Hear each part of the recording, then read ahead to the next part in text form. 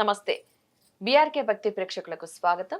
ఈ రోజు మనతో పాటు స్టూడియోలో ఉన్నారు ప్రముఖ ఆధ్యాత్మికవేత్త డాక్టర్ అనంతలక్ష్మి గారు. అమ్మని అడిగి మరికొన్న సందేహాలన్నీ కూడా నివృత్తి చేసుకుందాం. నమస్తే అమ్మ. నమస్తే అమ్మ. ఇంట్లో అమ్మవారు ఉన్నారు అనే సంకేతాలు ఎలా తెలుస్తాయి? దేని ద్వారా తెలుస్తాయి? అంటే అమ్మవారు ఉన్నారు అంటే ఎవరికిది?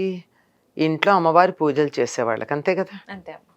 అంతే తప్ప అసలు ఎప్పుడు దేవుడి పేరు ఎత్తకుండా మేము అమ్మవారిని తలవం, మా పద్ధతి కాదు అనే వాళ్ళ ఇళ్లల్లో అమ్మవారు ఉండడం కష్టం. అంతే అమ్మ. అయినా ఉంటుంది ఆవిడ, తెలుసా?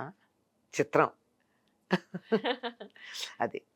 అయితే మనం ఎప్పుడూ కూడా నిరంతరం అమ్మవారి పూజలు చేసేటి ఆవిడ గురించి తలుచుకుంటూ ఉంటే, అంటే అమ్మవారి పూజలు అనగానే లలితా రహస్యనామ సహస్రం మొదలైనవి చెప్పుకుంటారు. అవి ఏమీ అక్కర్లేదు, అవి కూడా చేయనక్కర్లేదమ్మా. రోజు ఒక లక్ష్మీ అష్టోత్తరం చదువుకోండి, ఇంకా అష్టకాలు ఉన్నాయి అవి చదవండి.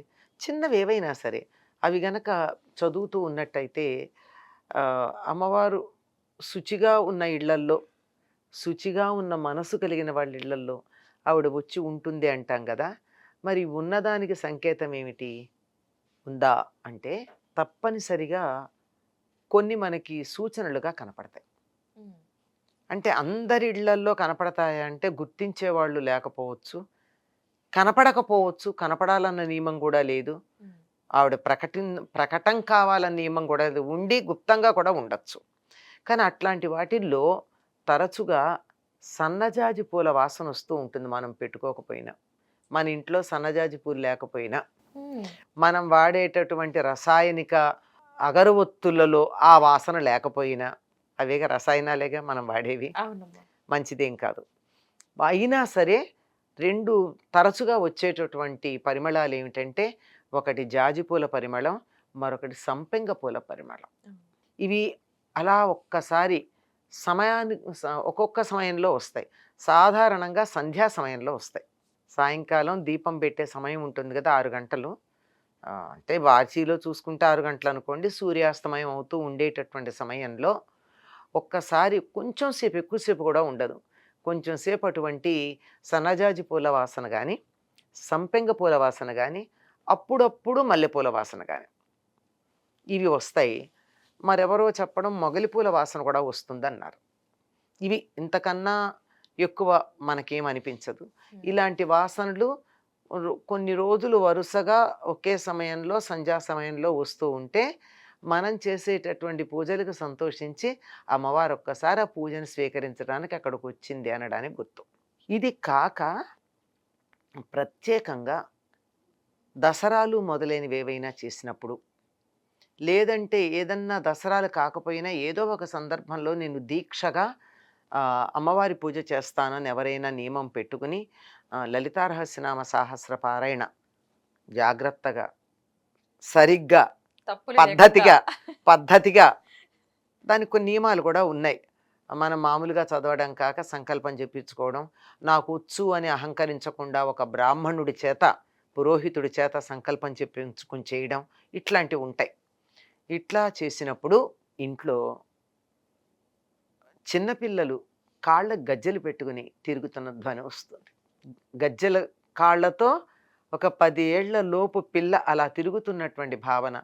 అలా కళ్ళు మూసుకుని కూర్చున్నట్టయితే ఎవరు ఇక్కడి నుంచి వెళ్ళారు అని మనం అనుకుంటాం. అంటే 10 ఏళ్ళని ఎలా చెప్పగలుగుతారు అంటే, కంటికి కనపడకపోయినా ఒకలాంటి 10 ఏళ్ల పిల్ల వెడుతూ ఉంటే ఎటువంటి నీడలు జాడలు ఉంటాయి అవన్నీ కనపడతాయి. అదేమిటి ఎవరు వెళ్ళారు ఇటు, మన ఇంట్లో ఎవరు చిన్నపిల్లలు లేరే అనిపిస్తుంది. గజ్జల మోత తప్పనిసరిగా వినపడుతూ ఉంటుంది. కొన్ని సందర్భాల్లో ఇంట్లో పైనుంచి కూడా గజ్జల మోత వినపడుతుంది. ఆవిడ మనలాగా నేల మీద నడవాలని అనుమానం అవసరం ఉందా? ఎక్కడైనా ఉండగలదు. అలాంటివి కనపడుతూ ఉంటాయి. అక్కడ పెట్టినటువంటి పదార్థాలలో రుచికరమైనటువంటి పదార్థం, తీపి పదార్థం ఏదో ఒకటి తక్కువ అవుతూ ఉంటుంది ఇక్కడ పెట్టింది. ఇవన్నీ ఇంట్లో అమ్మవారు ఉన్నారు అనడానికి నిదర్శనం. ఒక వాస్తవమైనటువంటి కథ చెప్తానమ్మా. నాకు తెలిసిన కుటుంబంలోనే జరిగింది. బందర్లో వాళ్ళ ఇంట్లో ఎప్పుడు ఇలా పూజలు చేస్తూ ఉంటే, అప్పట్లో గాజులు మలారం పిలిచి గాజుల మలారం అంటారు. ఇంటికి గాజుల వాడు వస్తాడు, గాజులు వేస్తాడు. అతనేమో వేసే వాళ్ళకి దండం పెడతాడు. వేసుకోవడం అయిన తర్వాత వయసుతో సంబంధం లేకుండా ఎవరైనా సరే గాజుల మలారానికి వేసిన వాడికి దండం పెడతారు. ఇదో పద్ధతి. ఒకళ్ళ ఇంట్లో పూజ అయ్యాక దసరాల్లో బంధువులందరూ వస్తారు, ఇంట్లో బాగా పూజలు చేసేటప్పుడు. అంతా అయిన తర్వాత పిల్లలందరూ గాజులు వేయించుకుంటున్నారు. వేయించుకుంటూ ఉంటే వీళ్ళేమో 8 మంది పిల్లలు ఉన్నారు, అన్నదమ్ములు అక్కచెల్లెళ్ళ పిల్లలు. గాజులు ఆయన అంటాడు, నాకు 9 మంది పిల్లలకి వేసానంటాడు. చాలా వాదించుకున్నాక నిజంగా తన దగ్గర ఉన్న గాజులు అవి వీళ్ళేవో లెక్కలు చూసుకున్నారు. చూసుకుంటే తక్కువే ఉన్నాయి, ఇంకో మనిషికి తక్కువ. ఆ పిల్ల వచ్చి అట్లా గాజు కూడా మాయమైంది. అది విశేషం. ఆ వేయించుకున్న పిల్ల గాజులతో సహా కనపడలా. ఇది వాస్తవంగా జరిగినటువంటిది. దీన్ని 1-2 సార్లు వాళ్ళు ప్రత్యేకంగా అబ్జర్వ్ చేశారు కూడా. అంటే అమ్మవారు వచ్చి బాలగా, వాళ్ళ ఇంట్లో ఉన్నది బాల ఉపాసన. అమ్మవారి పూజల్లో మొట్టమొదటి చేసేది బాల ఉపాసన, తర్వాత సువాసిని పూజ, ఆ తర్వాత దంపతి పూజ ఇత్యాదులన్నీ చేస్తారు. అంటే 8-9 ఏళ్ల లోపు పిల్లల్ని చేసేటటువంటి పూజ బాల పూజ. దసరాల్లో తప్పనిసరిగా పొద్దున పూట పెరుగన్నం, వేడి వేడి అన్నం మీద పెరుగు వేసి మొదటి పూజకి అది నైవేద్యం పెడతారు. అంటే ఇంట్లో చిన్నపిల్లలు ఉంటే నా పూజ అయ్యేదాకా నోరు మూసుకోవచ్చో అని వాళ్ళు కడుపు మార్చుకోకుండా పిల్లలకి సద్దన్నం పెట్టేయడం. సద్దన్నం అంటే రాత్రిదే అని కాదు అర్థం. వేడన్నం మీద పెరిగేసి పెడితే చలవ చేస్తుంది గనక చలవ చేసే అన్నం అది సద్దన్నం. పిల్లలకి ముందు అది నైవేద్యం పెట్టి ఇంట్లో పెట్టేస్తారు. అలా మొట్టమొదట బాల పూజ చేస్తారు. తర్వాత మధ్యాహ్నం 12 గంటల లోపల మామూలు పూజ పూర్తవుతుంది. రాత్రి పూజ వేరే, ఇట్లా 3 సార్లు చేస్తారు. అందులో ఈ బాల ఉపాసన ఉన్నవాళ్ళు వాళ్ళ ఇంట్లో జరిగినటువంటి సంఘటన ఇది. మరి ఇంకా దాన్ని బట్టి ఊహ చేయండి.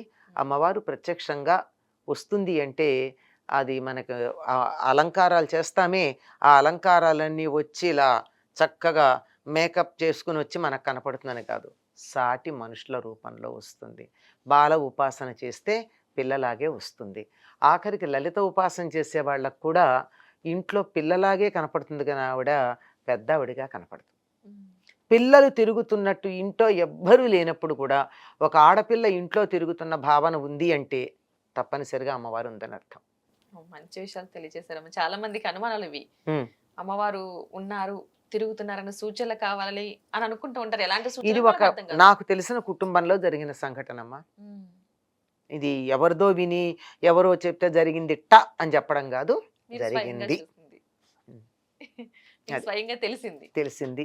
అటువంటి చిన్న చిన్న అనుభవాలు మాకు కూడా అప్పుడప్పుడు అయినాయి గనక అవి నేను చెప్పను కానీ అవుతాయని నేను గట్టిగా చెప్పగలను. ఇళ్ళలో ఖచ్చితంగా అవుతాయి, నమ్మకం ఉన్న దాన్ని బట్టి.